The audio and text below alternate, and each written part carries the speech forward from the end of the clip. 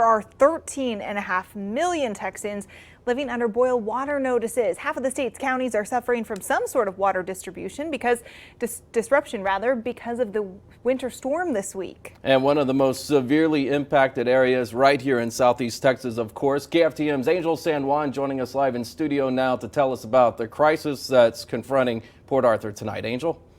Hey guys, Port Arthur's water department says its customers either have very low pressure or no water at all at this hour. Leaks throughout the city appear to be depleting the city's water supply tonight, but locating those leaks is a challenge.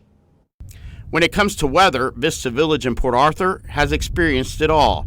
Just check out the roofs in this neighborhood, reflecting Mother Nature's extremes.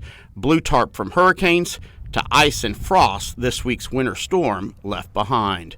This was a new one for us. Now, I remember working in the refinery back in 1983. I remember that ice storm. I remember the 1997 one, but nothing like this. While this weather event was different, Lila Washington didn't panic.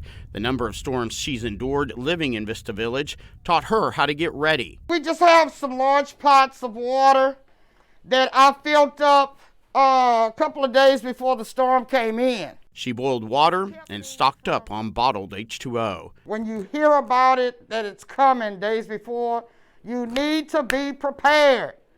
Too many people are waiting for the last minute and procrastinate on getting ready for the next storm. And that's what the city of Port Arthur has been doing too since Harvey, specifically the water department.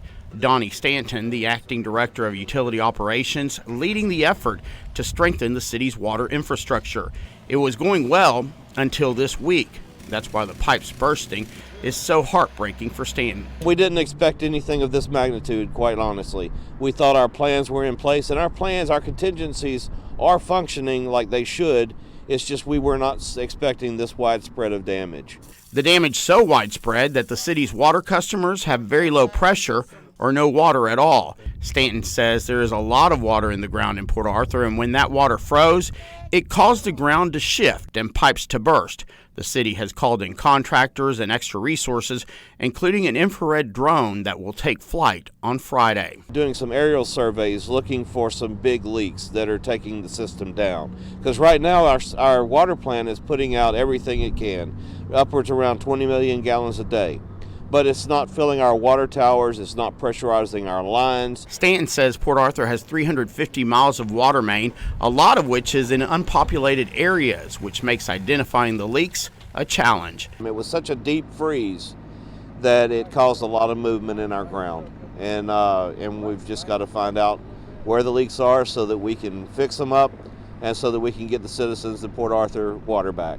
The water department knows that there are still a lot more leaks in the city than have been identified. That's why crews are asking citizens for help in locating these breaks. There's more eyes in the city of Port Arthur than there are working for the city of Port Arthur. So if they see water in their alleys, water even coming from a neighbor's house that they happen to be out of town, please call 983-8550 and we will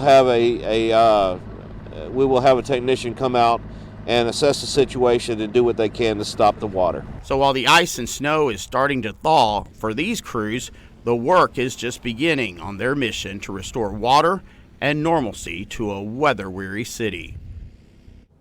So far, crews have identified 10 significant leaks. The largest break found is a 24-inch main pulled apart on Pleasure Island. Also, the city wants residents to know that at this time, there are no charges for turning on or shutting off water service. Guys? Thanks, Angel. So while